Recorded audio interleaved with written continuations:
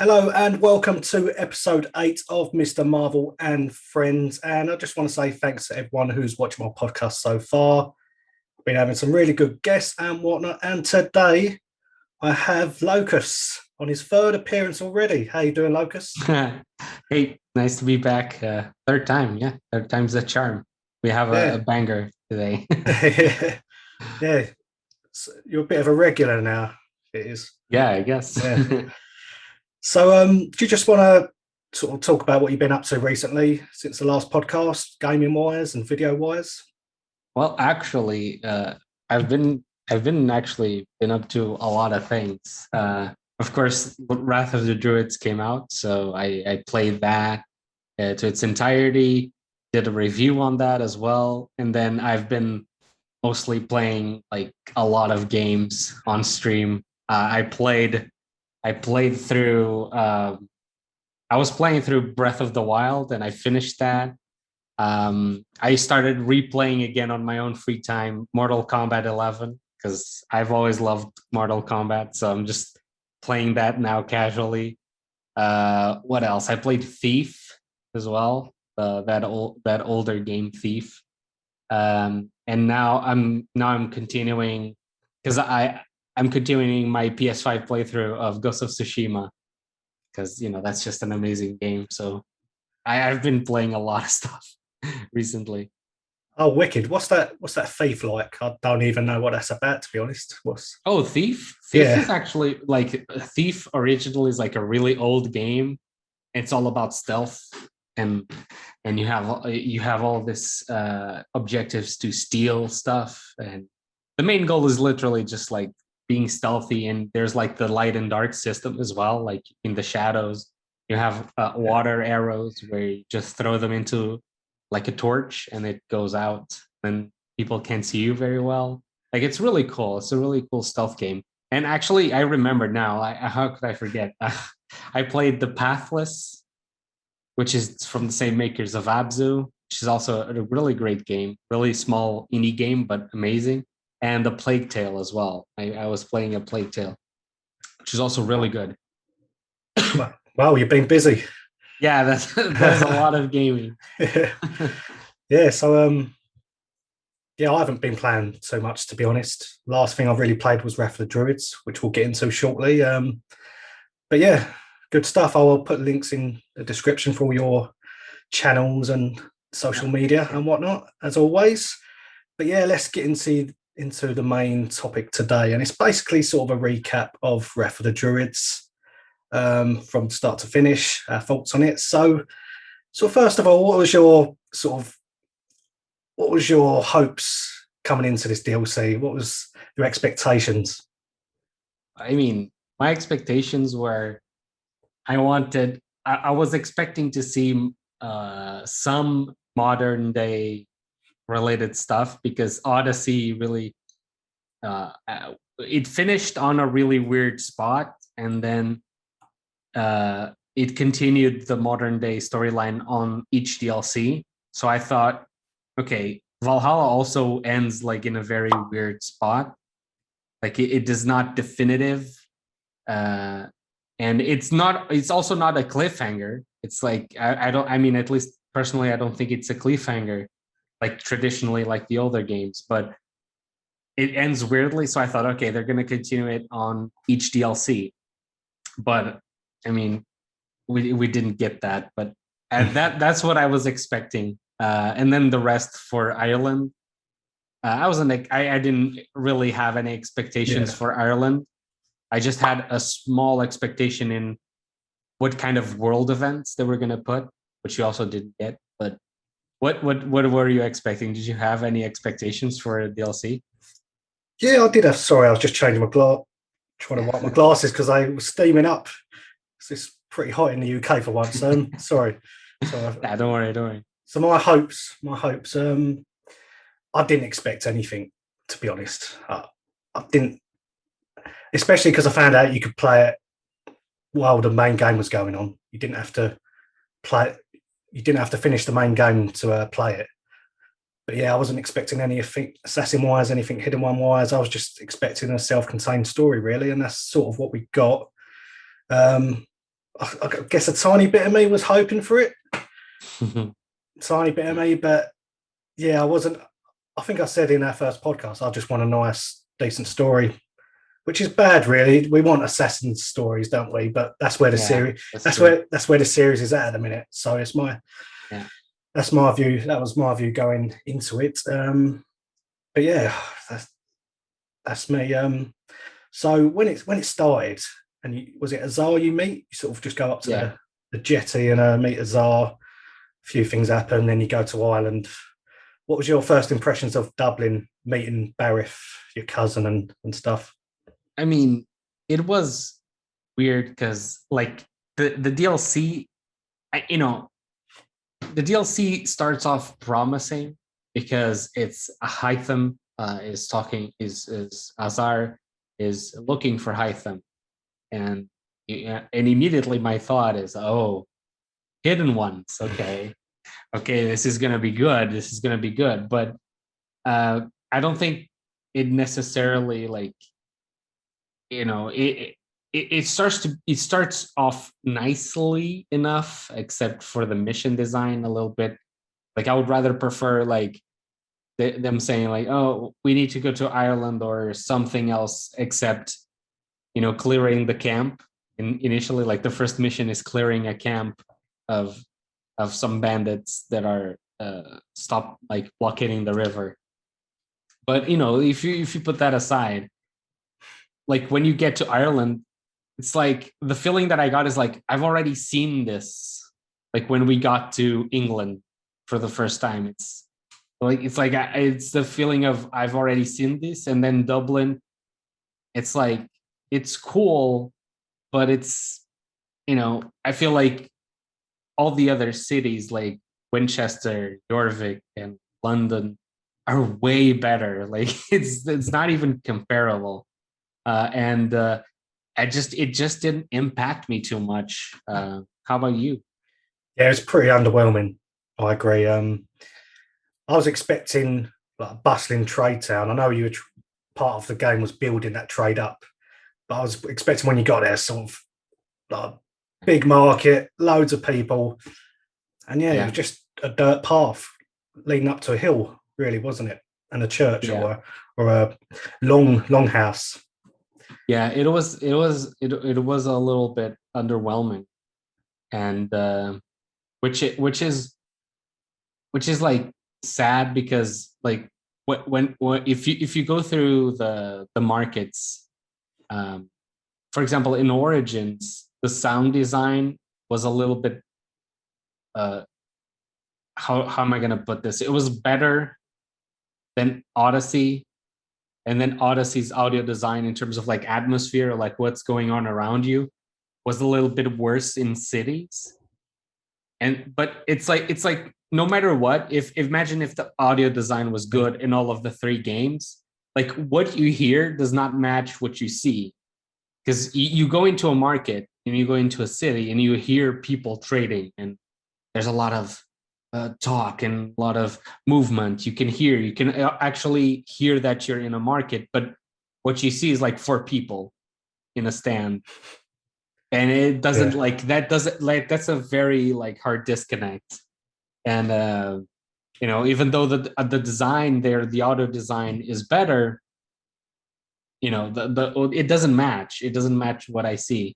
I always felt like that was weird. And yeah, like you said, it's supposed to be like a city like full of trade and supposedly a lot of people selling their stuff. But I think it's a systemic problem with the franchise ever since Origins, where the cities just feel empty for like what they are. Alexandria supposedly was the one of the most populated cities in the world at the time, but it felt pretty empty. Uh, so I don't know. I agree. yeah, yeah, same. So yeah, I agree with the atmosphere and whatnot. It wasn't the greatest first impressions, but what did you sort of make of the story? Barith, just talking to Barith at that grave, and the sort of the werewolf or Puka turning up in the bush. Oh man, I mean, I honestly think that the story. like in itself was fine. I guess it's like what I can say. It's like it's acceptable, right? It's not. I don't think it's. I'd say if it's a scale of 0 to 10, I think it's right in the middle. It's a 5. It's for me, it's acceptable, but it felt very formulaic and like what we've already seen. Like these all these politics. We have a number of filler arcs in the main game of Valhalla that already have these. Oh, the reluctant boy that doesn't want to be king, and the father wants him to be king, and it's like we've already had that arc in Valhalla. So having that sort of like very similar again in Wrath of the Druids was very okay. I've already seen this. It's like it's gonna have some twist or something. It's like I'm already expecting something to happen, and it did. and then the actual Druids part, I was expecting. Sorry, I was expecting a lot more Isu stuff, but it was just drugs. Yeah. It's actual drugs. Okay, so I was like, okay. And then in the end there was a part at the end where with Kiara where I actually felt, okay, something is coming up, and no, it's just drugs again.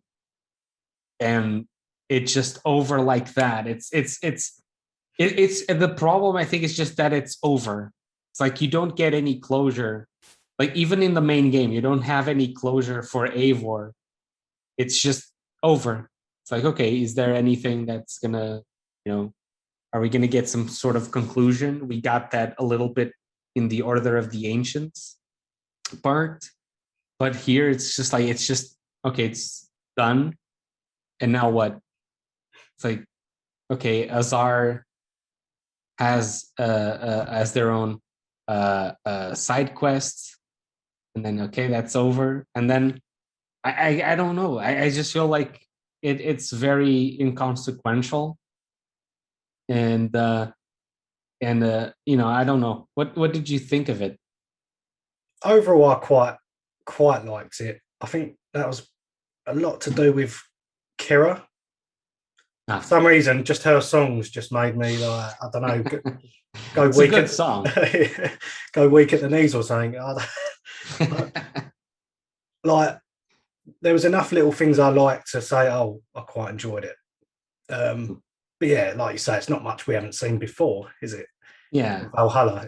yeah. I mean, what like for me, it's acceptable. Like, imagine if Valhalla didn't have all those filler arcs. I'd be okay. This is good. This is like I didn't have countless hours of this on the main game, but because we've already played so much of this like politics type stuff, it's already okay. I've already seen this, and I'm already a little bit. I realized when I played Wrath of the Druids, like I think I'm already being trained a little bit to just not care, because it just doesn't matter. Like whatever you do, it doesn't matter. This is not like Mass Effect where your choices matter to the ending, and then it carries on from game to game what you chose. So in those games, when you're listening to the characters and you're making choices, you actually pay attention. Here it's just like I don't care. Okay, this is not gonna matter. Okay, and we get to the end, and it doesn't matter to the main storyline. It doesn't matter to Eivor's personal story. So I think with the filler arcs, I think my mind was a little bit trained to just like, okay, just like my brain is just numb. Just okay, okay, this person is talking, okay, and I see what they're saying, but it's like, okay, I don't care. So that's a little bit how I felt with the story, really. Yeah, I totally agree with you. I think I quite liked it because I knew Mhm. the ending was near. Whereas Yeah, Valhalla's main game, it's like 80 hours, and you're like, I was struggling to finish it. yeah, In fact, if I didn't make videos, I wouldn't have finished the main game in Valhalla. There was a point where I thought I can't finish this because it yeah. was so long. Yeah, it's totally understandable. Like, for example, for me, like when I let me actually check how many hours I have, or at least that I had. I remember both in Origins and Odyssey. Uh, both in Origins and Odyssey, I got to a point where I was just like exhausted of playing the game, and I had to take a little break of months, months out. And Odyssey, I had to take a huge break and then come back to it because it's just too much. It's just too much. And then Valhalla, I think for me, it's like, okay, like I have this, channel now. Like I can stream the game, which is different as well.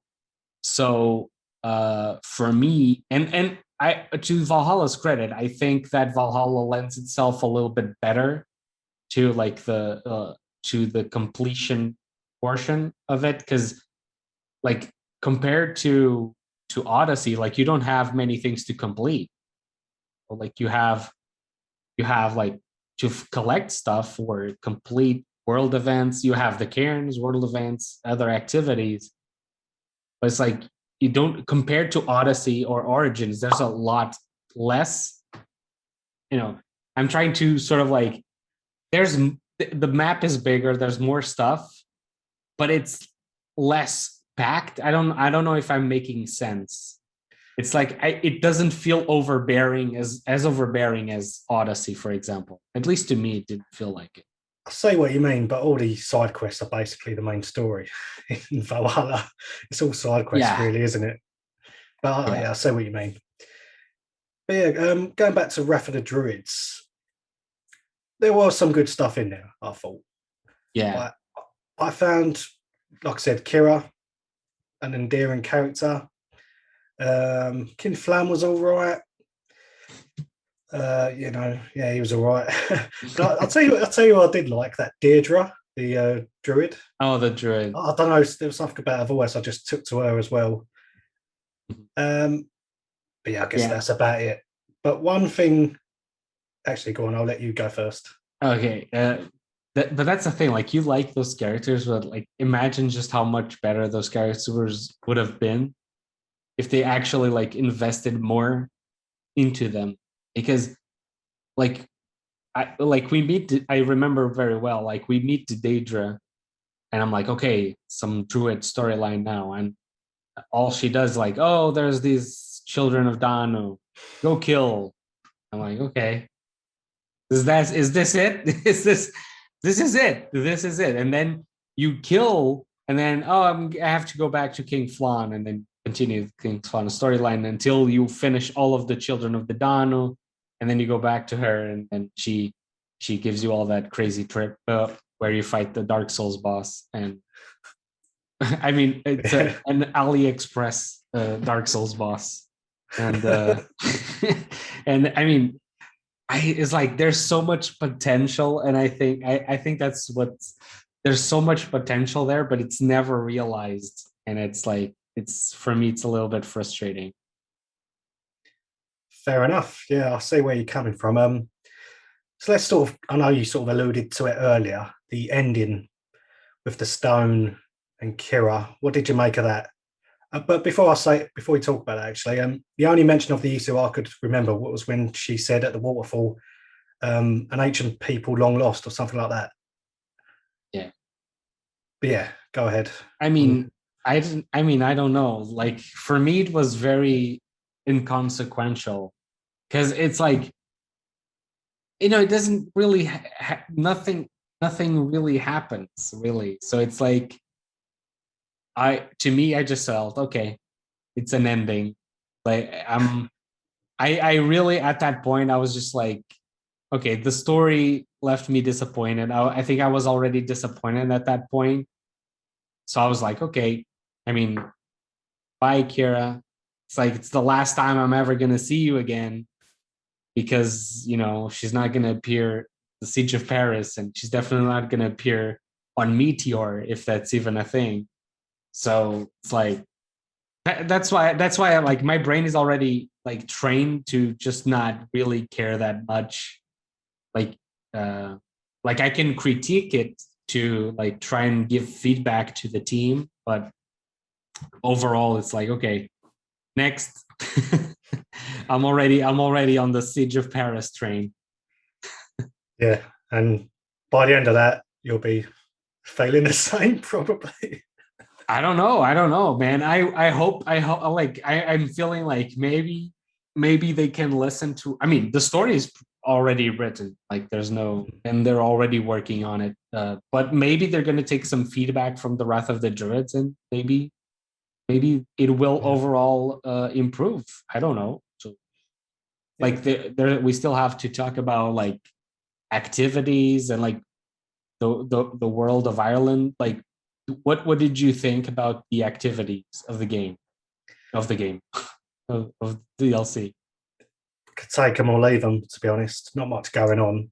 The main thing I wanted to see was some parkour. You know, them tall sort of cliffs.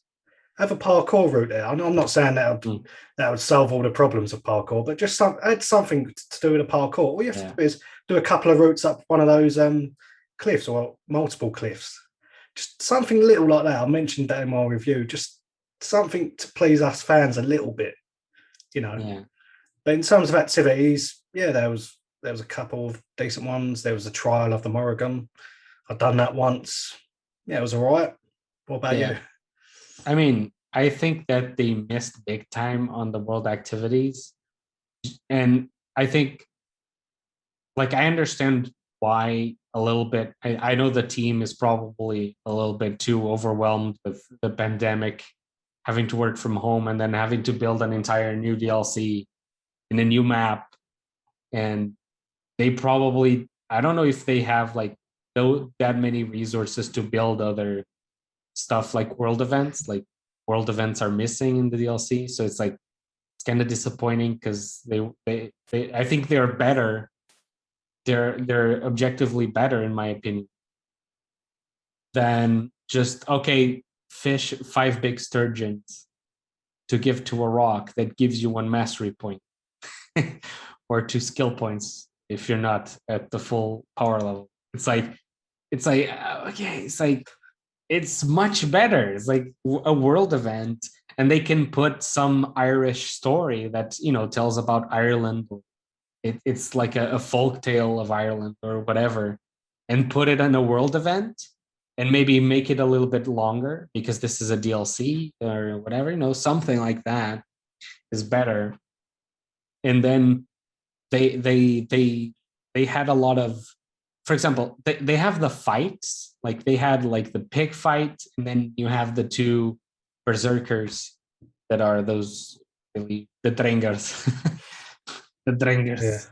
um, they had those fights, but it's like they had more cairns, and then they had the what's it called, the cursed place, or the cursed artifacts and stuff like that. It's like I would rather have something more engaging.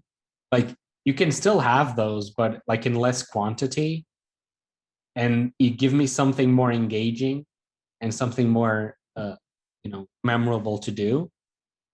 And that's really like one of my biggest gripes with the DLC, because the DLC, it's like you can, like I was having, I generally think it's enjoyable, the gameplay loop of Valhalla. So I was still enjoying the DLC. I think it's an enjoyable game. But it in the beginning, because I had such a long break from Valhalla, I felt okay. I'm doing these things. Okay, I like doing these things sometimes. So I'm like, I'm doing these things, but it's like, okay, it's already like, where is the actual engaging stuff? Like right now, all I'm doing is like collect this. Oh, now I got to this place, but I have to fish 5 big sturgeons to get back here. But do I get anything good from that? No. I just get a mastery point. But because I'm a completionist, I'm like, if I'm scratching myself to just get those 5 big sturgeons. all the time, and it's like I really like it, that's my biggest feedback piece. It's like improve the world activities, because I think most players are just I don't know how their data shows. Like how many activities did you do? Hardly any, to be honest. Okay, so yeah. So Yeah, basically you felt that way, right? yeah, because in the main game, I've done a few, but I thought I just need to finish this thing, so just rush the game, Yeah. and I've done the same. I've done the Yeah. same because I didn't really I got it early, Wrath of the Druids, but I didn't really play it first for the first couple of days. Then I thought, hang on, I need to get a couple of videos out, so I've sort of kind of rushed that as well. Didn't do Yeah. yeah too much side stuff, to be honest. Yeah, Yeah, you and basically just from that, I can tell that you don't like those activities too much either. no, I mean it's not like Red Dead, so is it? Yeah, I mean, but Red Dead is almost Oh, like a world event that is like dynamically generated almost. Um, but like I'm actually curious to see like how their data is like because they must collect analytics for that, especially Ubisoft that is like so money driven and they must have some kind of analytics to see how many people are doing this sort of quest, how many people are completing these challenges, like they have that data, and I'm actually curious to see because i feel like I feel like so many people are just completionists. They're like collecting everything and checking every box so that they can say they're completing the game. That I think they're designing the game to just fill that, that need. And I think then the game, falls down a little bit. It's not as good. Um, but I did like the trade posts. It was not very deep. The trade posts were not very deep, but what did you think of the trade posts? yeah, it was quite a cool little addition. I thought, yeah, yeah, it's something. I guess it's something different from the main game, isn't it? Yeah. That's the Yeah, way I I see think it. yeah, I think it's definitely not going to come back. But I like the way and I honestly think it shouldn't come back cuz it's something that was unique to Ireland. The ring of course you can sort of say that to whatever setting. It's like, "Oh, go here, you liberate it and now it's like a trade center or whatever, like it can be anything." Which is honestly the route that Ghost of Tsushima took it, which is amazing. Like for example, there are a few towns that that are basically occupied by Mongols, and once you clear the town, the people come back to it, and the people are there rebuilding the town, and then you have more merchants there, and different merchants, like different towns have different merchants as well. So like that's a really cool touch, and I think they probably tried to borrow a little bit from that. Maybe I don't know, but it was a good idea. But I think uh, they tried to be they tried to do the whole gear thing in Dublin. So you got the resources or the riches or the goods, as they called it. I don't know. I don't know if they had a name for it. Did you know? Like Um, the texts and the linens or whatever. yeah, yes, I don't know that's if I just called it riches and goods. That's what the name. That's the name that I just came up to my head. It's like you got that connection to Dublin, and then you traded those goods for more resources, and then goods like gear and outfits. And I mean, I thought that was cool. I really thought that was cool. Did you like that part? yeah, yeah. I like trading and finding out which country you are dealing with. But then, why didn't we see people from those countries at the market? Why didn't we? Yeah, That could have been a cool addition. yeah. That's actually something that I thought about. Like that obviously comes to also lack of time and being harder, the pandemic. That it's like you touch a very nice point where it's like you could have seen people from Egypt, Constantinople there, bringing those goods. I don't think it would actually be people from there, like, but they would come from other trade routes. But you could have people like someone coming from Constantinople and then meeting Eivor and like maybe generating a side quest from them. Like I would take off the cairns and give me a side quest with someone from Constantinople, right? It's like I would much prefer that. But that takes voice actor pay. You have to write it. You have to design the quest. It's a lot more work, and I don't think that they were like. Maybe it was budget reasons. I don't know how much money Ubisoft Bordeaux got for the DLC, but I feel like they had really nice ideas for the DLC, and I always wonder, like, maybe in a non-pandemic timeline, maybe the DLC would have been a lot better. That's how I feel. Yeah, possibly. Yeah, it just would have been so cool to see people from those countries, or people have been to those countries. Like Azar was there. I know she had a different reasons for going, but yeah, that would have been a cool addition.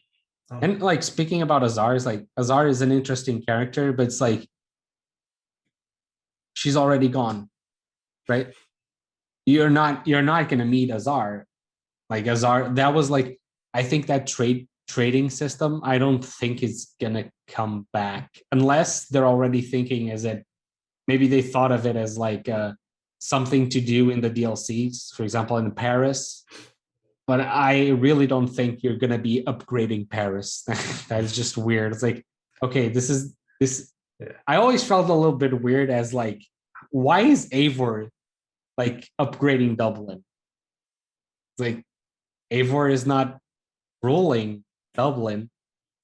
I mean, Eivor is bringing some sort of like is bringing income to Dublin through trading, but still, it felt a little bit weird. But I guess I understand how it works because it's trading. The city gets richer and more stuff starts to happen, and more people, more trade routes open to Dublin. So I understood that part. So that's why I'm thinking, like, are they going to do the same thing in Paris? I don't think so. Probably not, because it's like an attack on the sea, but who knows? Who knows? I think a lot of Siege of Paris will be in the surrounding areas, and then you might have several attacks trying to attack. I don't want to spoil Vikings for anyone, but and I'm not saying this is the same attack historically, but there were several, weren't there, tries? Yeah. There might be several attacks, several raids on Paris. Like, because the actual Paris is like on an island at the time. It's like the little, I don't know what it's called. Yeah, but I know what you mean. But I think you're right. I think we're going to be in the surrounding areas, and you're probably going to have a few missions to sneak into Paris and prepare the attack and something like that. That's what I think it's probably going to be like. Yeah. I'll be interested to hear your thoughts on Siege of Paris a bit more in a sec. But I just want to bring up something: the dating for Wrath of the Druids. Apparently, it was after the game, but I was told at one point it was during the game, and obviously you can play it during the game or after the game. What did you make of the confusion about that, and the fact that she don't speak to Odin? So that would suggest that it's after the game, but then she speaks about Odin a bit. She says Odin is with you. What do you make of the confusion there? I don't know. I mean, I don't know, and I can't speak for the devs, but I think it's like at the point where they're like, I don't think they generally, I don't mean to say this in a mean way. It's like, I think they just don't care. It's like, because it's true. It's like this is not going to impact anything. They know they don't have Odin in there, so to them it's like it doesn't matter when this happens, right? It's like, okay, the fans can just figure it out. And because there's a few things that I have a few gripes with the way they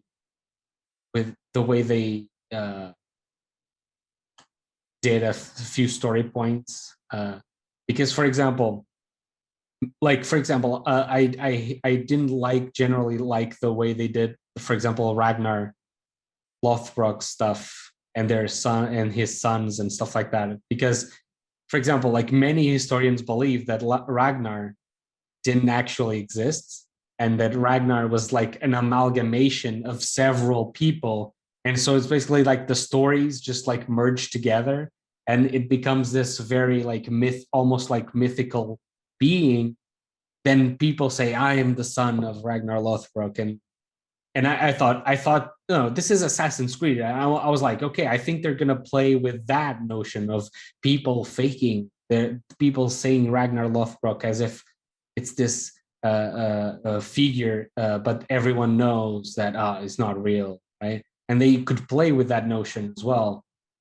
But then it's like, as you know, like in the main game, it actually is. Oh, these guys are actually the sons of Ragnar of Lothbrok, and Ragnar actually died there. And I like from the history books I read a few when I was researching for the Wrath of the Druids. I actually found like some historians believe that Imar, which is the father of Barith, is actually the same people that some people believe it's Ivar the Boneless, the same person. So it's like, I was like, okay, maybe they're gonna play with that. Maybe they're gonna, but no, it's just your cousin. it's just your cousin. I was like, okay, that thread goes out though. So it's like I feel like they could have played so well with history there, and I think that it just fell a little bit flat just for. And I think it's safe, but I wanted different things, and I think it would have been better for Assassin's Creed to play with these notions of history instead of giving us the romantic version, because I think that's what they did. It's like, give us a romantic version of what actually happened instead of playing with those little facts and then giving us all this is what Hollywood tells you, but this is what could have really happened. Yeah, I see what you're saying. It confused me, the dating and the fact that Barith as well. Yeah. We didn't know. Like, was there any mention of him in the main game? No, there wasn't. Just, hey, cousin. I'm like, my cousin is I go bowling? You want to go bowling now? And he turns out to be a king. It's like, oh, yeah, that's convenient. Yeah, it's your cousin that conveniently is the king of Dublin. Yeah, crazy.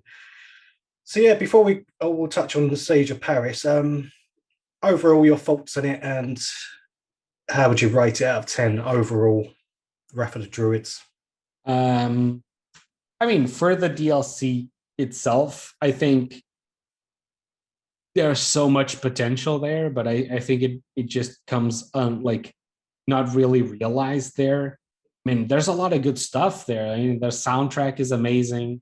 Ireland is beautiful and full of places that are like really intriguing and look really cool.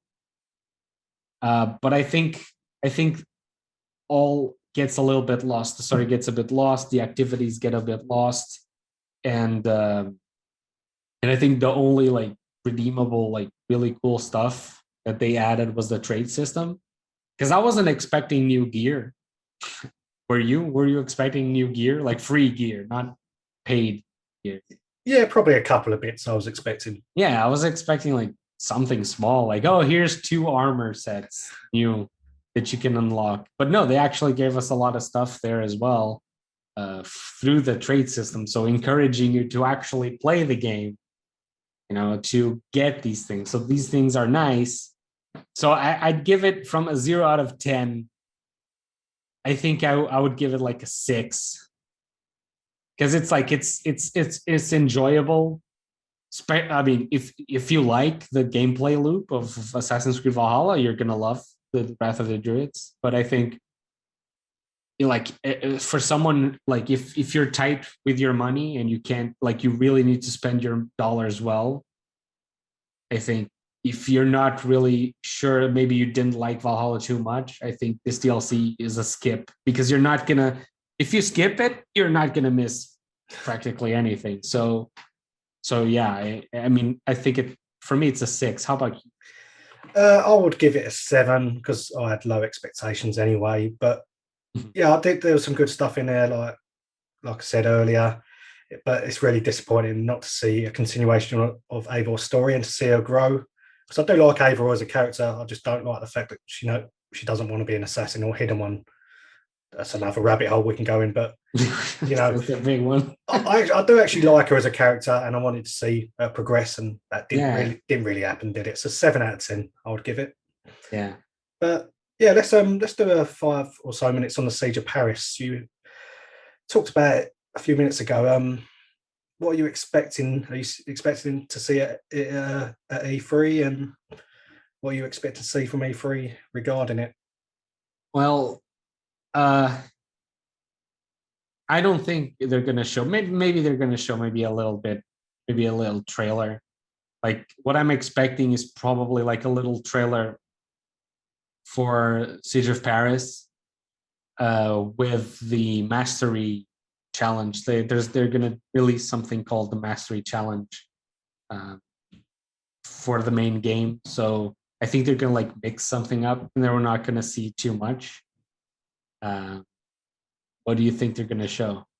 Yeah, I think just a quick trailer, like a 1 minute trailer, maybe a few little details on a press release or something. Yeah, Yeah, I hope they do a press release at the start, but on another subject. oh yeah, that is another rabbit hole, isn't it? Yeah. I Yeah, mean, well, fingers crossed. I don't know. I don't know if they have the balls, but let's see. Let's hope. Yeah, Let's hope they address it. They address the bull head on. yeah, that subject was something I tried to organise a podcast for, but unfortunately that didn't happen. So yeah, I was going to cover that, but Yeah, but unfortunately not. yeah, but keep trying. If you want me to come on, also Yeah.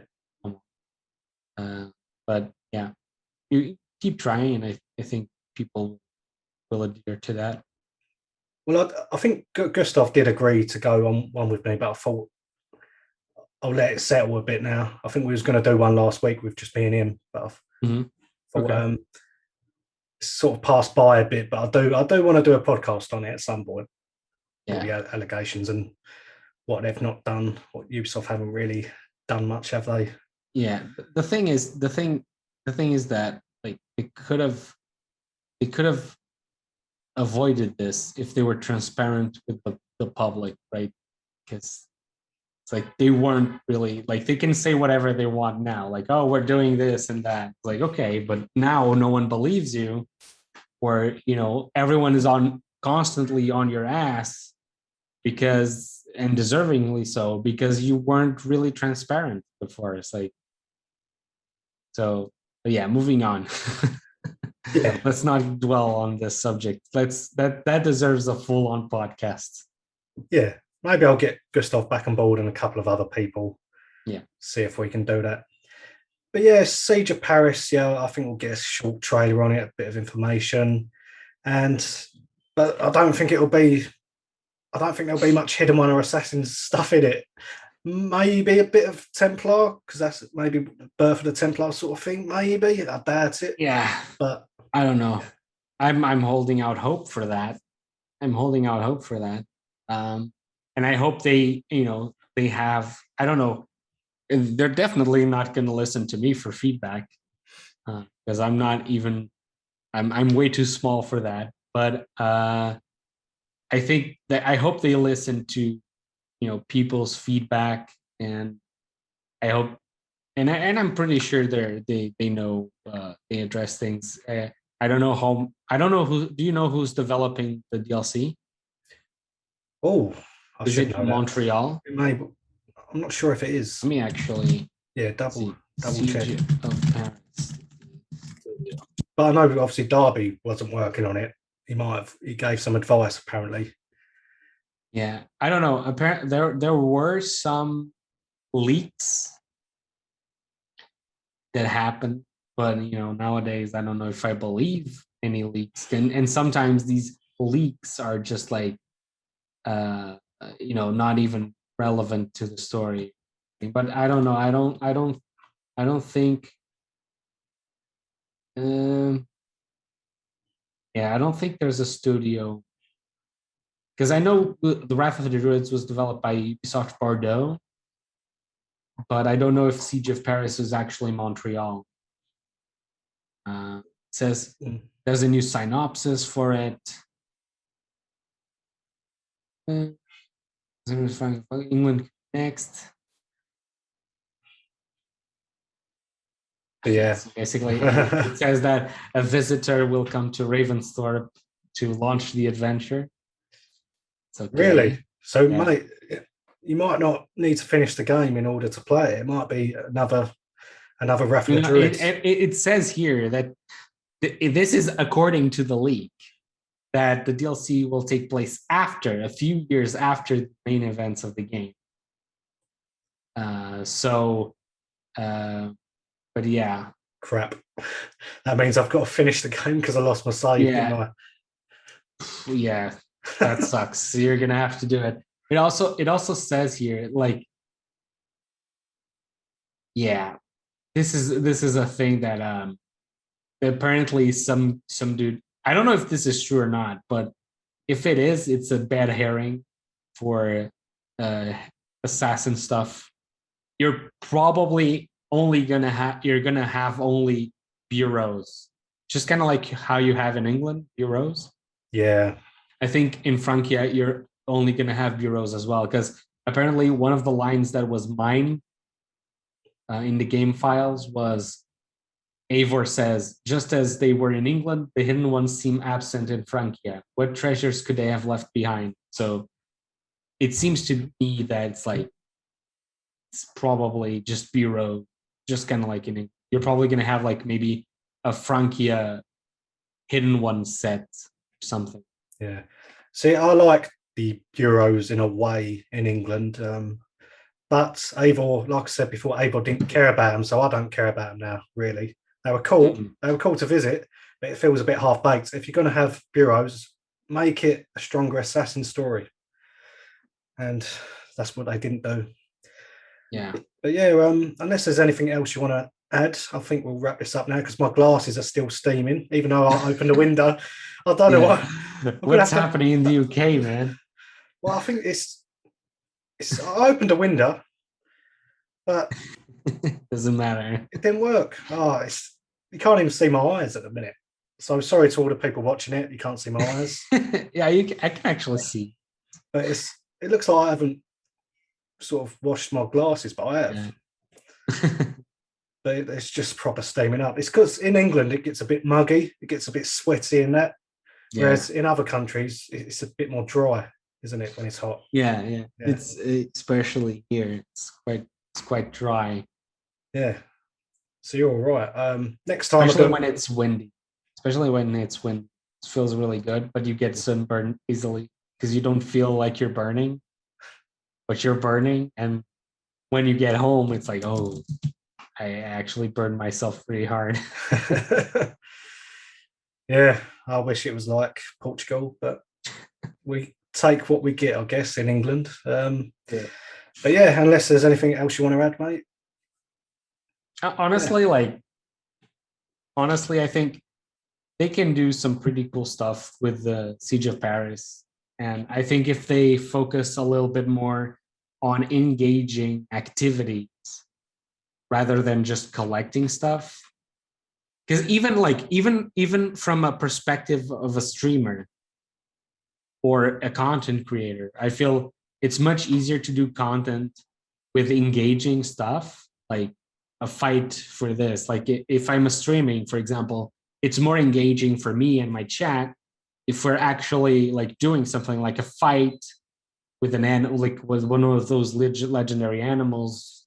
If it has to be, it has to be one of those fights. I can, fight and engage with my chat rather than I'm literally collecting stones or fishing. And it's like, I think even in that sense, they could benefit a lot from diversifying their activities and not just because like I if I see a Karen in France, I'm just gonna just throw the controller out the window because I've had enough of Karens. I've just had enough of them. But I hear you. I hear you. But yeah, I think the devs can do some really cool stuff with it, and I'm optimistic about it. I hope they take the feedback from Wrath of the Druids and do something good with it. So overall, I'm optimistic. Cool. Yeah, something to look forward to. Hopefully. Yeah. Cool, man. Well, so I'll put the links in the description, of course. But where can people find you? Oh, I stream on Twitch at twitch.tv/Lokuzt_SW. And I also have a YouTube channel, Lokuzt SW as well. And you can find me there. Do a lot of Assassin's Creed videos. So good stuff, mate. Good stuff. So yeah, I really appreciate you coming on short notice. Don't worry. I like being here. So yeah, you're going to be a regular, it seems. Maybe. Yeah, I don't mind it. 3 out of 8 already. But yeah, thanks again for joining me, mate. Sorry about my glasses again. It's so annoying. I can hardly see you. Don't worry about that.